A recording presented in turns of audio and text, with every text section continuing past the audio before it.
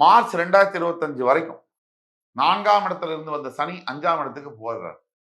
இது உங்கள பொறுத்த வரைக்கும் நல்லதுதான்.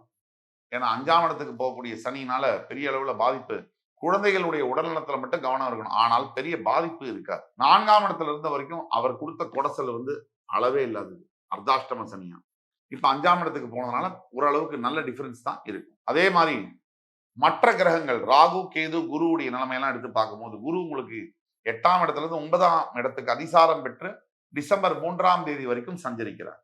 இந்த காலகட்டங்கள் மிகப்பெரிய காலகட்டங்கள். உங்களுக்கு அதிசார குரு உங்க ராசியை பார்க்க போறார் 45 நாளைக்கு. அப்போ அக்டோபர் 18ல இருந்து டிசம்பர் 3 வரைக்கும் சூப்பர் டூப்பர் டைம் உங்களுக்கு. அதை பார்த்துக்கணும். இந்த டைம்ல புதிய முயற்சிகள், புதிய வீடு வாங்குவது, எல்லா விஷயத்திலையும் நீங்க தயங்காம ஈடுபடலாம். அதே மாதிரி உங்களுடைய மற்ற கிரகங்கள் ராகு, கேது சுகஸ்தானத்துல ராகு, அதே மாதிரி உங்களுடைய 10ஆம் இடம் என்று சொல்லக்கூடிய சிம்மத்துல கேது. ஆபீஸ்ல வேலை செய்யும் போது அகலக்கால் வைக்கக்கூடாது. நம்பி யாருகிட்டயும் பர்சனல் மேட்டர்ஸ பேசக்கூடாது. அதே மாதிரி ஆபீஸ்லயே ஒருத்தர பத்தி இன்னொருத்தர்கிட்ட முதுகுக்கு பின்னாடி பேச ஆரம்பிச்சீங்கன்னா, அது உங்களுக்கே வினையா முடியும். அதனால இந்த காசிப்பிங்க நிறுத்திடுங்க.